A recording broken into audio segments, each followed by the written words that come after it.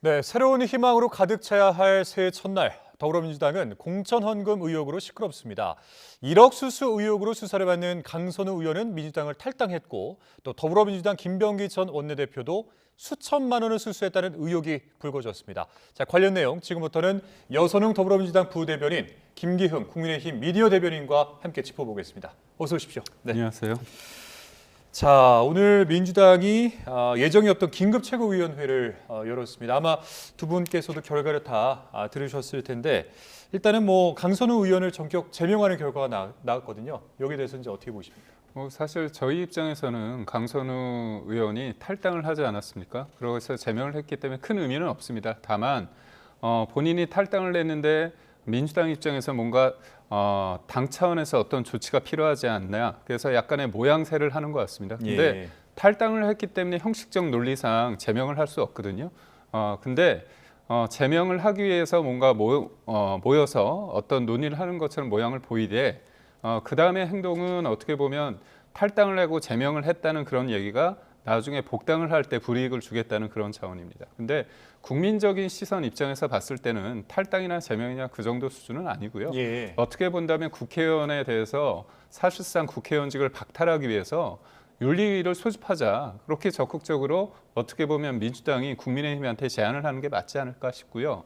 이 문제는 그냥 어떤 제3자가 의혹을 제기하는 수준의 문제가 아니라 문제가 되고 있는 당사자들의 본인들의 육성이 담긴 녹취가 아주 구체적인 범죄 혐의가 있고요. 그 결과물로서 어떻게 보면 당연히 컷오프 돼야 될 사람이 단수 공천을 받는, 굉장히 어떻게 보면 공천에 있어서 최악의 상황을 보였기 때문에 민주주의의 꽃인 어떤 선거, 공천에 있어서 가장 나쁜 사례가 나왔습니다. 그렇다면 당에서 이 제명이나 탈당이나 이런 차원은 어떻게 보면 사실상 이런 것들을 국민적 시선을 피하기 위한 하나의 방편일 뿐이다, 이렇게 봅니다. 그러면 이제 이런 조치가 신속했다고는 보십니까? 이 시점에 대해서는 어떻게 생각하세요? 저는 내일 할 수 있는 거를 오늘 뭔가 1월 1일 날 보여주기 위한 일종의 쇼지 않을까 생각을 합니다. 예. 자, 일단 윤리감찰단 내용을 보고받고 강선우 의원을 이제 전격 제명하게 된 것인데, 앞서 이제 들으셨겠지만은 이제 우리 대변인님 말씀 한번 들어보겠습니다. 네, 우선은 연말 연초에 좋은 소식으로 국민들한테 희망을 드리는 이러한 인사를 드려야 되는데 그렇지 못해서 정말 죄송하고요.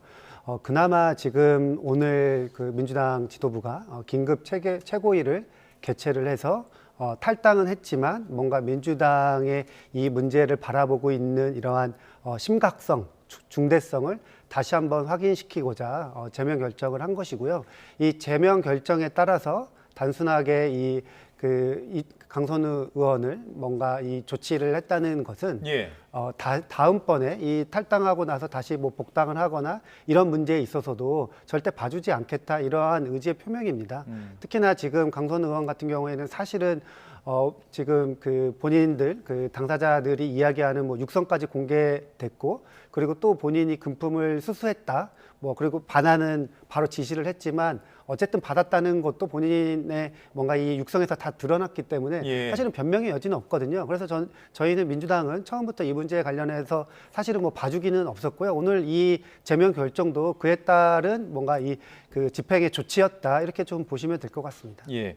근데 이제 오늘 이 결과가 나온 것이기 때문에 먼저 이제 말씀을 한번 나눠봤는데, 자, 시계추를 이제 잠깐만 뒤로 돌려봐서 어제로 한번 가보게 된다면 강선우 더불어민주당 의원, 이제 전 의원이 되는 거죠. 더불어민주당 전 의원. 이렇게 되면은 어제만 하더라도 조금 뭔가 이렇게 부인하던 입장이었는데 오늘 이제 전격적으로 먼저 선제적으로 탈당을 하지 않았습니까? 네.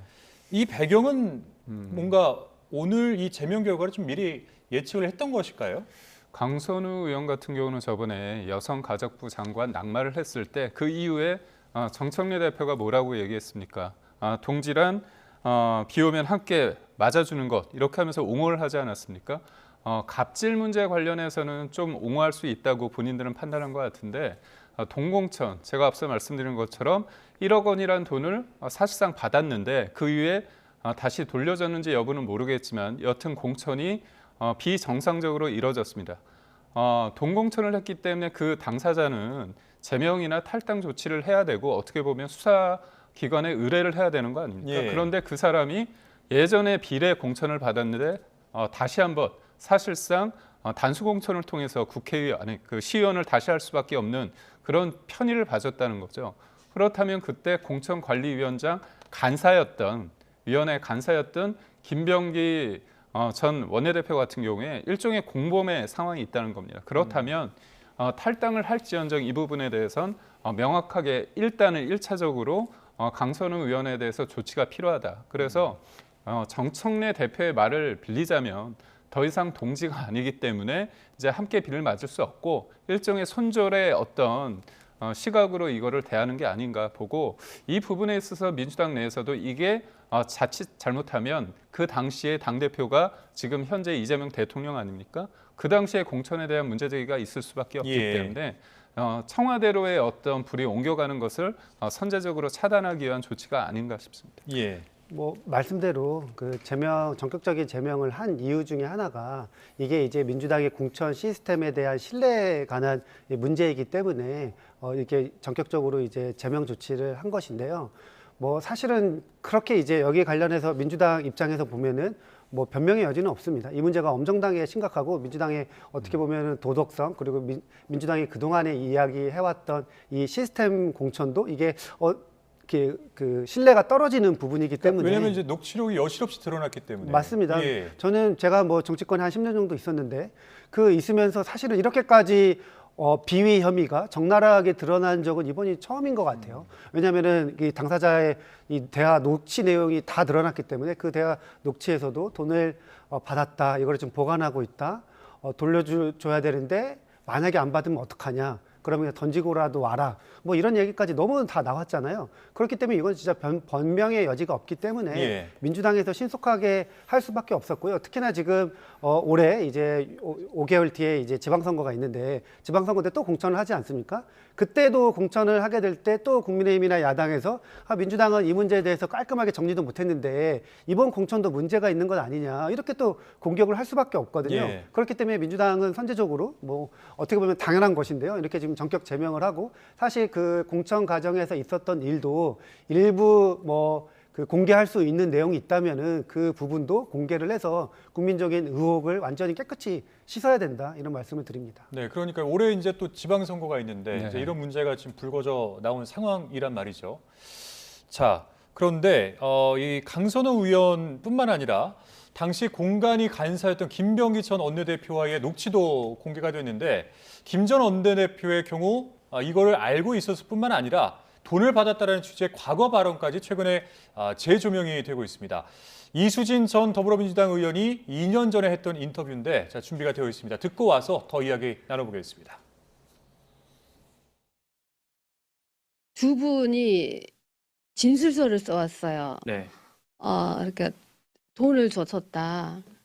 물론 6개월 후인가 돌려받았지만 돈을 줬다. 당대표실로 넘겼죠. 그랬더니 결국 그 진술서들이 검증위원장한테 다시 간 거예요. 그 본인한테. 네. 그래, 제가 어떻게 되겠어요. 그러니까 그러면 일단 근데 지금 그분이 또 공간이 간사잖아. 네, 이수진 의원의 이야기를 좀 듣고 왔는데 좀 이런 겁니다. 그러니까 김병기 의원에게도 돈을 줬다는 진술서를 이수진 의원이 당대표에 넘겼는데 네. 당시 간사였던 김병기 의원에게 다시 이 얘기가 좀 넘어가면서 결과적으로 이제 이수진 의원은 떨어졌다, 이제 이런 내용인 거잖아요. 정리를 한번 해주시죠. 이게 보면 예. 2023년 12월에 민주당 총선 예비후보 검증위원장 겸 공천관리위원회 간사가 김병기 의원이었습니다.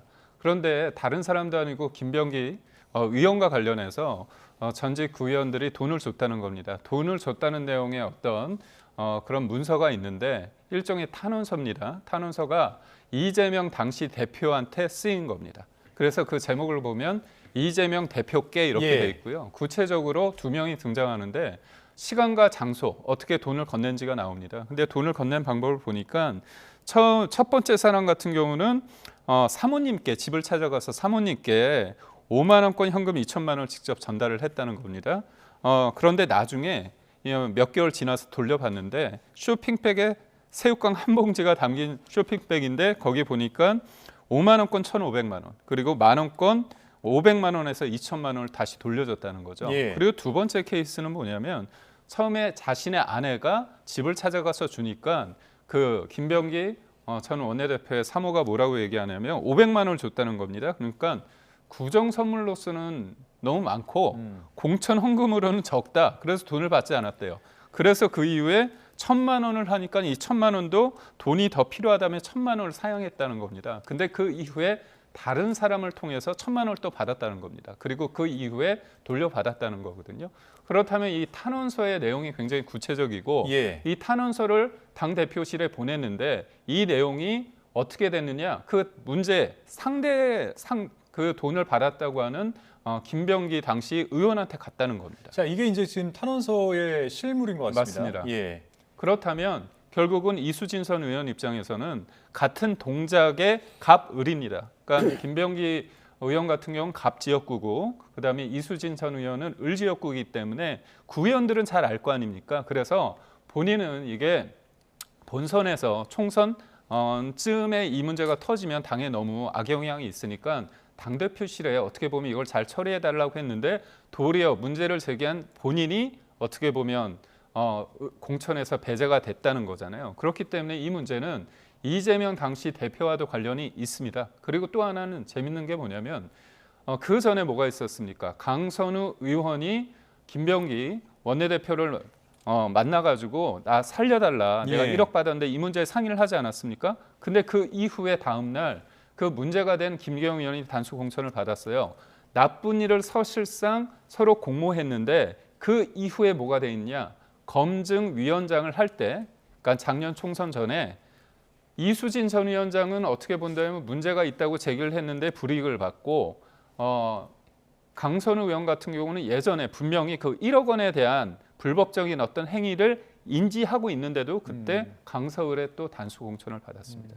그렇다면 이게 단순히 어떻게 보면 구의원들에 대한 이 김경 의원 그 강서구만의 문제가 아니라 동작구에서도 이런 일이 있고 그리고 그 과정에서 깊숙이 어떻게 보면 공모됐던 강선 의원 같은 경우는 또 단수 공천을 받고 문제를 제기했던 이수진 전 의원은 배제됐다고 봤을 때 이게 공천이 과연 제대로 이루어졌느냐? 사천이고 예. 시스템 공천이 무너졌다 이렇게 볼 수밖에 없습니다. 예. 자, 앞서 이제 우리 부대변인께서는 본인의 이제 정치 어떤 그 생활 중에 이렇게 여실히 드러난 경우가 좀 처음이었던 것 같다 이렇게 말씀해 주셨는데 이 건에 대해서는 어떻게 지금 바라보고 계십니까? 거의 김병기 의원 관련해서는 사실은 그때 이제 이 내용들이 그 이수진 의원이 인터뷰도 했듯이 다 알려진 내용인 거든. 다 알려졌거든요, 그 당시에. 그렇기 때문에 이제 뭐 이재명 당시 당대표가 이 사안을 뭐 이렇게 묵과했다 아니면은 그냥 묻었다 이렇게는 할 수는 그런 상황은 아닙니다. 왜냐하면 다 알려졌기 때문에 그 이수진 의원이 본인이 유튜브에 출연해가지고 공개도 했기 때문에 그렇기 때문에 이 부분은 아마도 이제 정상적인 절차에 의해서 처리됐을 가능성이 높다. 특히나 지금 김기영 대변인께서 이제 말씀하신 부분 중에 이 당대표실에 제보를 했는데 당대표실에서 이 사안을 다시 윤리감찰단에 지시를 했고 윤리감찰단에서 다시 김병기 의원한테 갔다 이 부분이 있거든요. 예. 사실은 이 부분은 그냥 상식적으로 판단해 본다면은 당대표가 이 관련된 투서를 받고 제보를 받고 정식 이거를 감찰하는 정식 기관에다가 감찰을 지시했고 그 윤리감찰단이 자연스럽게 이 관련돼서 당사자가 김병기 의원이기 때문에 김병기 의원한테 소명하라고 물어볼 수도 있는 거거든요. 근데 이제 이수진 의원 본인 입장에서는 이게 정보가 약간 흘렸다. 그래서 그렇기 때문에 약간 오해할 수 있는 부분이 있는데 정상적으로 이게 접수가 됐고 윤리감찰에서는 이게 김병기 의원 모르게 할 수는 없지 않습니까? 그렇기 때문에 소명하는 절차가 있었고 그 소명하는 절차에 의해서 당시에 김병기 의원이 제기받았던 의혹이 상당 부분 풀리지 않았나. 예. 그렇기 때문에 뭐 여러 가지 이제 문제가 없었다고 이제 보여지거든요. 근데 다만 지금 이제 강선우 의원 관련해 가지고 이 녹취가 이제 공개돼서 객관적으로는 이 지난번 공천 과정 그리고 지난번 동작구 의원의 투서 과정도 뭔가 약간 조금 믿음직스럽지 못한 부분이 있는 거는 확실한 것 같습니다. 그렇기 때문에 이번에 이제 그 긴급 최고위를 열어서 그 당 지도부가 강선우 의원은 제명시키고 김병기 의원 같은 경우에는 당 윤리심판원에 징계 요청을 했거든요. 근데 이 징계 요청을 할 때 강선 의원뿐만 아니라 김병기 의원의 윤리감찰단의 보고도 포함되어 있는데 그거는 이제 공개하지 않는다고 합니다.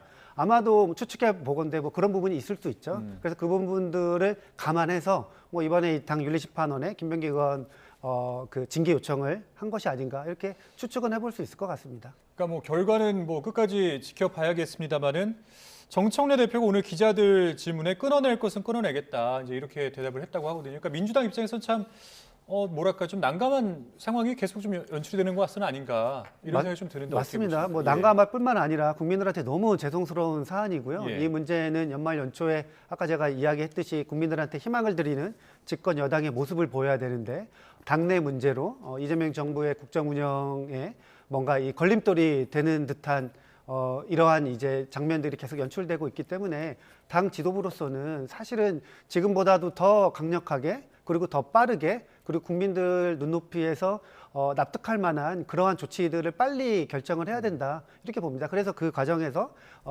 이미 탈당한 사람도 제명시키는 강력한 조치를 한 것으로 국민들께서 조금 이해해 주시면 될 것 같습니다. 그러니까 뭐 사실 그동안 김병기 의원에 대해서는 왜 윤리감찰을 하지 않냐, 뭐 제 식구 감싸기 아니냐, 그러니까 이런 의혹들이 있었는데 이미 지난달 25일에 윤리감찰을 지시했다고 오늘 이제 밝힌 겁니다. 비공개로 지시를 했던 것 같은데 오늘 밝힌 이유는 이제 어떤 배경이 있다고 보십니까? 그러니까 자체적으로 좀 알아보니까 문제가 좀 심각하다. 뒤늦게 말씀하신 것 같아요. 그런데 무엇보다도 이제 정청래 대표와 이재명 대통령과의 관계, 이른바 이제 명청 갈등, 명청 대전이라는 얘기가 있기 때문에 정청래 대표 입장에서도 그 전에 분명히 어떤 윤리 감찰을 지시했다고 하면 밝힐 수 있었거든요. 근데 그걸 비공개 뒤늦게 25일 날 했다는 걸 오늘 해서 얘기하는 건 뭐냐면 최대한 이거를 공개적으로 말하는 건 본인이 어떻게 본다면 당연히 할 수 있음에도 불구하고 대통령실을 조금 의식한 행보가 아닌가 싶습니다. 그리고 제가 한 말씀 좀 드리자면 지금 민주당에서 이른바 동공청 관련해서 이런 논란이 계속 이어지는 이유는 그겁니다.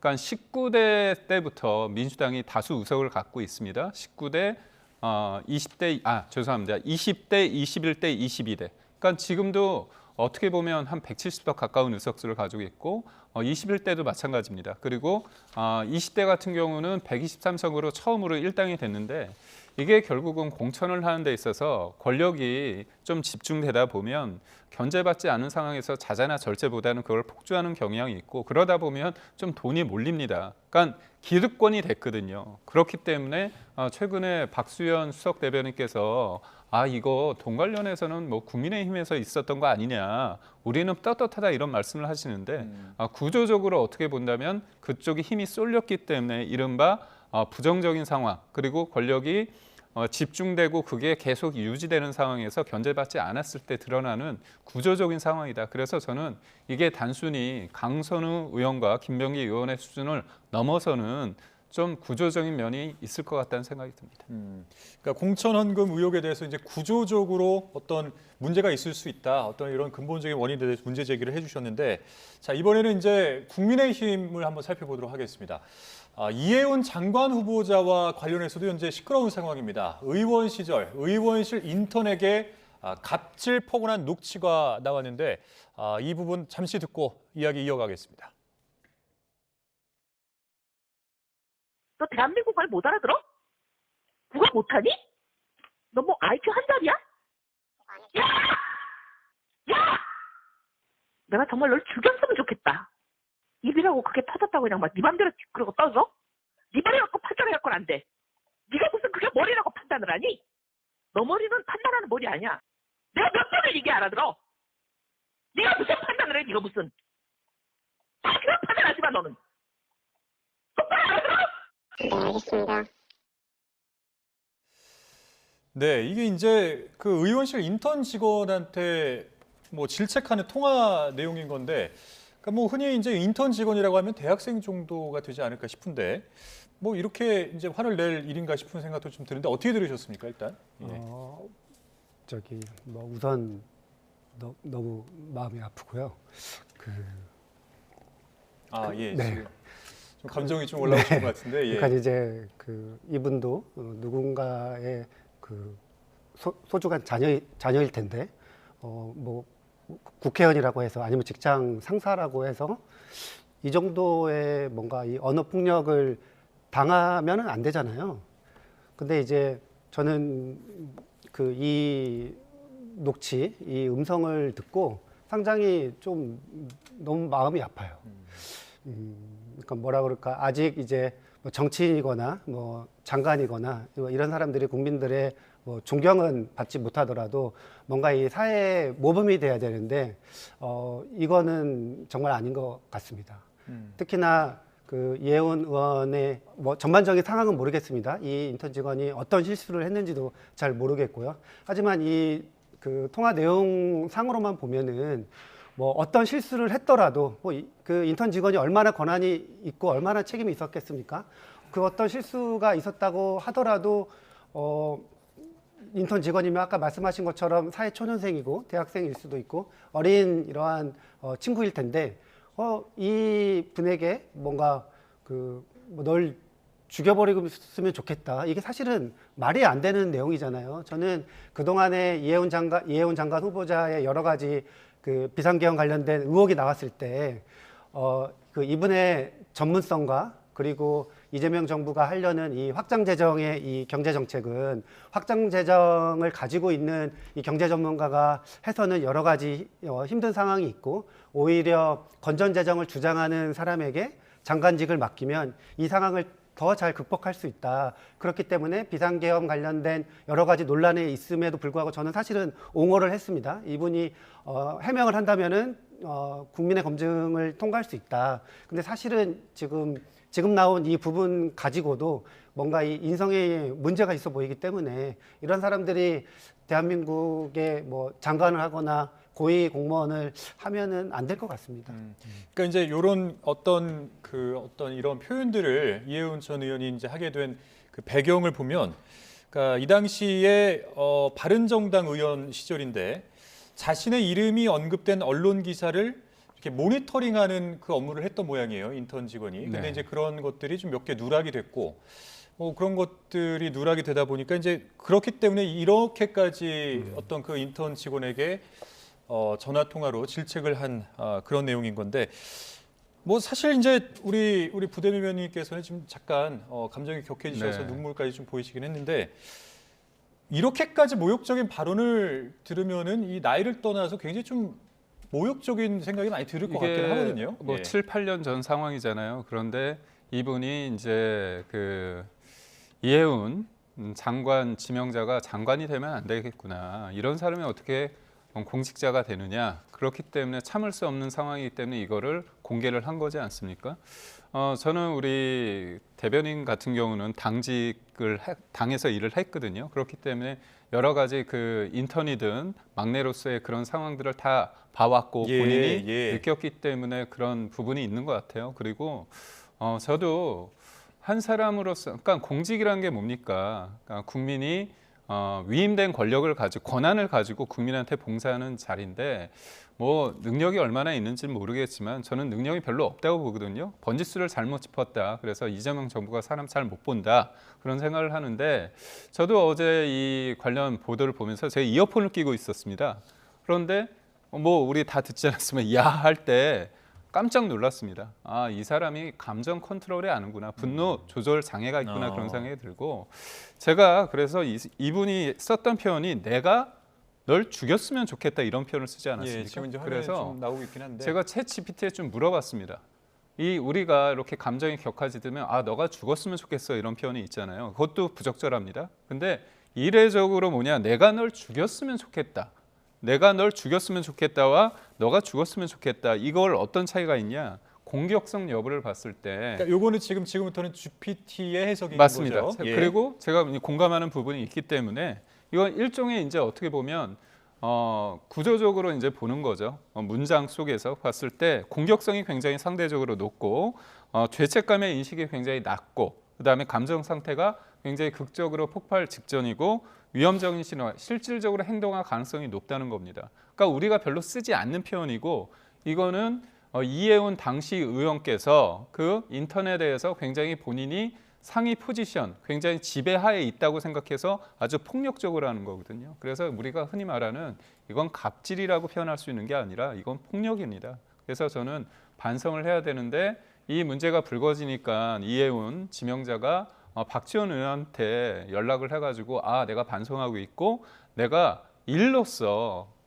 내가 뭔가 보여주겠다 이런 뉘앙스로 얘기를 한 것 같아요. 우리 국민들은 이해운 지명자가 일로서 국민들한테 봉사하는 걸 원한 게 아니라 본인의 죄가 있고 한 사람 같이 일하는 동료, 그다음에 가장 어떻게 보면 약자라고 할 수 있는 의원실의 인터넷에서 저렇게 폭력적으로 하는 사람이 과연 어떻게 할 것인가. 예. 그리고 무엇보다도 제가 가장 마음에 안 드는 대목은 뭐냐면 약자한테는 저렇게 폭력적으로 하는 사람이 이재명 대통령이 장관시켜준다니까 어떻습니까? 본인의 소신 그런 거 다 버리는 거 아닙니까? 그런 걸 봤을 때 과연 공직자로서의 가장 기본적인 소양조차 없는 사람에 대해서 과연 인사청문회를 통과시킬 수 있을 것인가? 이거는 이럴 때 여야가 제가 볼 때 협치의 모습을 보여주는 게 낫지 않을까 싶습니다. 네, 방송 이렇게 진행 과정에서 또 이렇게 GPT가 AI가 또 이렇게 확장되는 그 어떤 현장에서 지금 보고 있는 것 같은데, 자, 일단은 앞서 이제 저희가 그래픽으로도 보여드리긴 했는데, 그러니까 이해운 전 의원이 사과를 했고 통렬히 반성한다라는 것이 박지원 의원이 지금 밝힌 내용이란 말이죠. 근데 그렇게 되면은 이게 직접적인 사과가 아니라 박지원 의원과 통화해서 이런 거를 밝혔다는 이 자체도 좀 문제가 되지 않을까요? 근데 이제 이해원 후보자가 그 전에 사실은 이 당사자분께 피해자분께 사과드리고 싶다 이런 이야기는 뭐 여러 차례 이제 보도가 된 것으로 알고 있고 또 그의 후속으로 이제 박지원 의원에게 어떻게 보면은 이제 청문회 계속하겠다 이러한 의지를 조금 보인 것으로 좀 해석할 수 있을 것 같습니다. 뭐 박지원 의원께서 뭐 이렇게 이제 입장을 전달해 주셨는데 사실은 박지원 의원님께서 그 이해운 장관의 저 육성을 못 들으신 것 같아요. 그 뭐 들으셨으면 사실은 이게 사과하고 해명하고 뭐 인정한다 이런 사실들을 인정한다고 하면은 저는 이게 이제 말로 넘어갈 부분은 아니라고 보거든요. 뭐 예컨대 이제 그 이해운 장관이 지금 국민의힘 쪽 이야기, 보좌진 이야기를 들으면 이것뿐만 아니라 더 많은 이러한 제보와 이런 것들이 나올 것이다. 실제 이해운 장관 보좌관을 했던 뭐 정치평론가의 이야기도 있거든요. 그렇기 때문에 이 사안으로 끝날 것 같지는 않습니다. 앞으로 더 나올 것 같고요.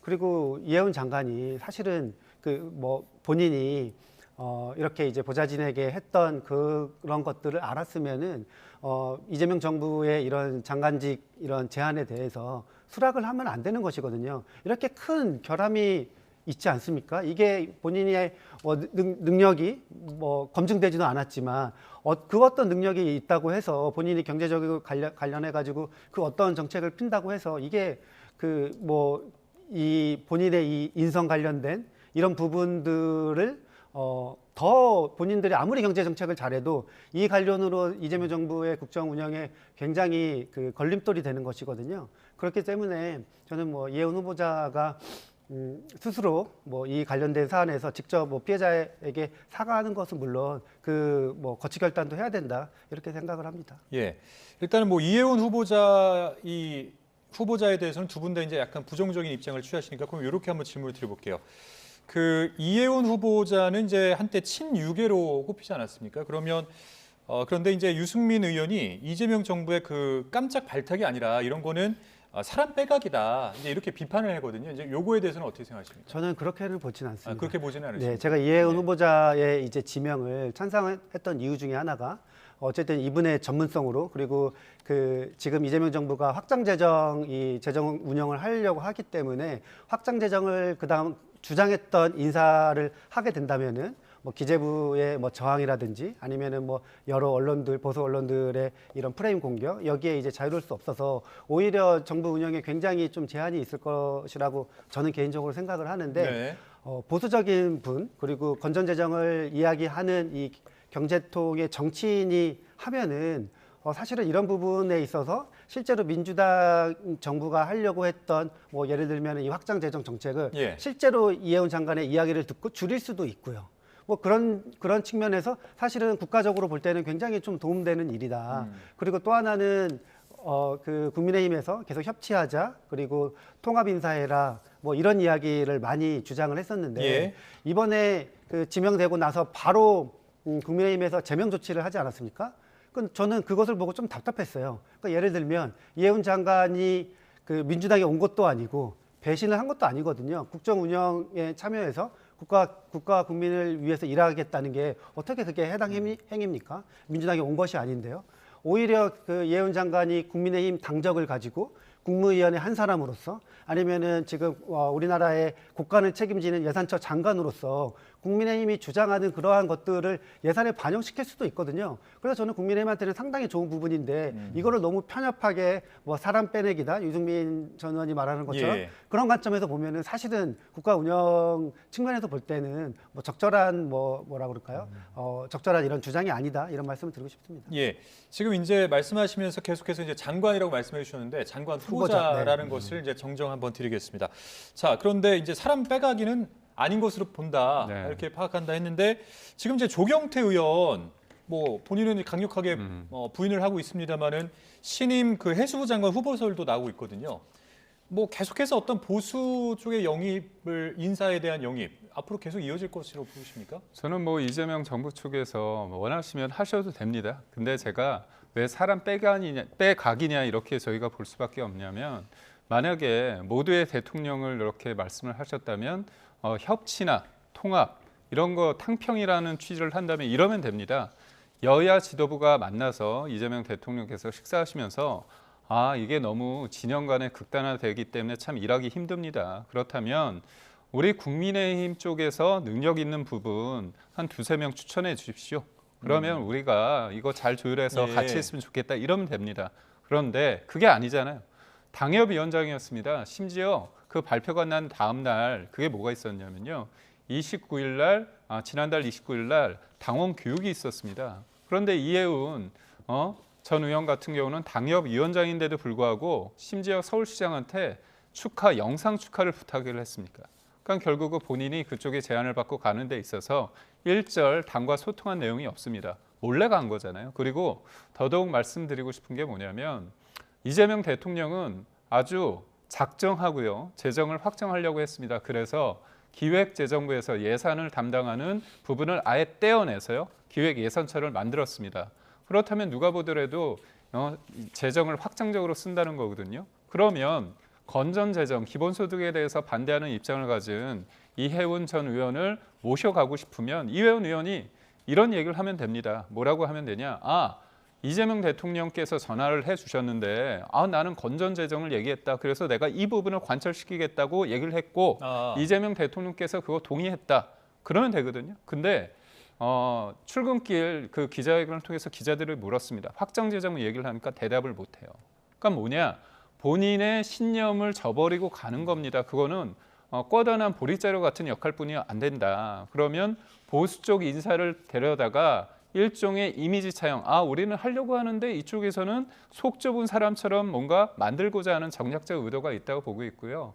저는 통합적 인사가 필요하다면 언제든지 당 여러 모여서 맛있는 거 드시면서 좀 제안을 하시면 오히려 우리도 공개적으로. 그럼요. 예. 그게 뭐가 문제입니까? 그리고 알겠습니다. 마지막으로 하나 말씀드리자면 우리가 반대하는 법안들 있지 않습니까? 노란봉투법 관련해서 그런 법안 관련해서 뭔가 조율을 하거나 우리 국민의힘에서 주장하는 반도체 특별법 통과를 위해서 52시간제 예외 규정을 두자는 진짜 기업들이 원하는 것들 이런 거 받아주시면 됩니다. 예. 자, 이제 뭐 마지막 질문이 될 것 같습니다. 이제 각각 질문 하나씩을 드리고 오늘 이 시간을 좀 마무리를 지어야 될 것 같은데 이제 6.3 지방선거가 올해 있지 않습니까? 그래서 관련해서 뭐 여론조사가 이제 좀 여기저기서 시작이 되는 모양이에요. 그래서 지방선거에서 승리를 어느 정도 자신할 수는 없을 것 같다라는 좀 이런 결과들이 좀 나오고 있거든요. 자, 지금 결과 나온 게 있으면 한번 보여주시죠. 여당 후보가 많이 당선돼야 한다. 그리고 야당 후보가 많이 당선돼야 한다. 이게 지금 이제 얼마 차이가 안 나는 상황입니다. 이렇게 되면은 글쎄 이제 여야 모두 좀 자신하기는 좀 힘든 그런 상황인 것 같아요.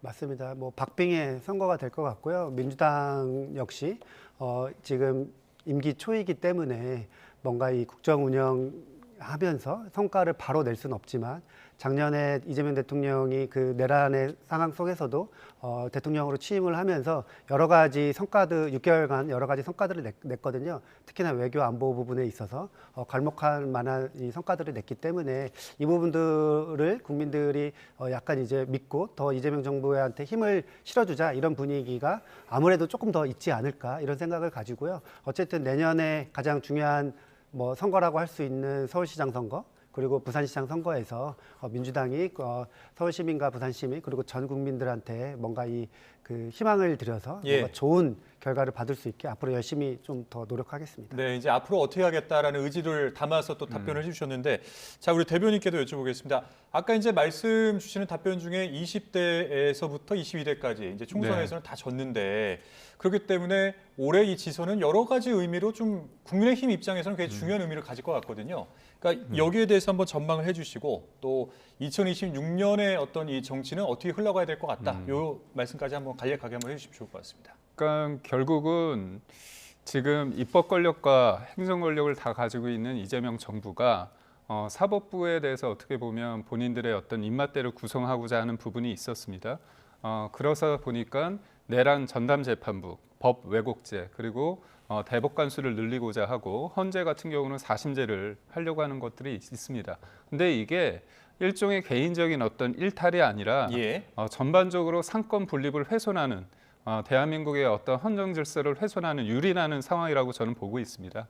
그렇기 때문에 이 지방선거는 단순히 국민의힘이 이기는 게 아니라 어떻게 본다면 모든 권한을 가지고 있는 이재명 정부와 민주당에 대해서 제동을 거는 저희 입장에서는 굉장히 절실함을 가지고 임할 수밖에 없는 상황이라고 보고 있고요. 예. 이른바 민주당과 이재명 정부 쪽에서는 내란 프레임이 계속 주장을 하고 계실 텐데 역설적으로 내란 특검, 조은선 특검에서 사법부의 어떤 조희대 대법원장과 지기현 판사 관련해서 내란으로 엮으려고 하는데 다 혐의가 나왔습니다. 그래서 저는 내란의 어떤 유효 기간이 저는 점점 상쇄됐다, 없어졌다 이렇게 보고 있고 결국은 민생과 부동산 문제다. 그래서 저는 역으로 본다면 예. 지금 정부에 대한 어떤 심판론이 제기될 수 있다 보는데 제가 그렇다면 어떻게 돼야 되느냐 국민의힘이 상대가 못하는 걸 기다리는 게 아니라 저희가 쇄신을 해야 되는 겁니다. 그러니까 상대가 못하기를 기다리면서 저희가 어떤 기회 포인트를 어떻게 보면 엿보는 게 아니라 저희가 바뀌어야 된다는 말씀을 드리고 예. 마지막으로 그렇다면 정치권이 어떻게 변화해야 되느냐 이겁니다. 많은 걸 가지고 있는 여당 입장에서는 조금 양보를 해주시고 저희 입장에서는 사안별로 협치할 수 있는 건 하되 문제점은 또 예리하게 비판하는 그런 야당이 돼야 되지 않을까 싶습니다. 네, 여기까지 듣도록 하겠습니다. 지금까지 여선웅 더불어민주당 부대변인, 김기훈 국민의힘 미디어 대변인과 이야기 나눴습니다. 오늘 말씀 고맙습니다. 고맙습니다.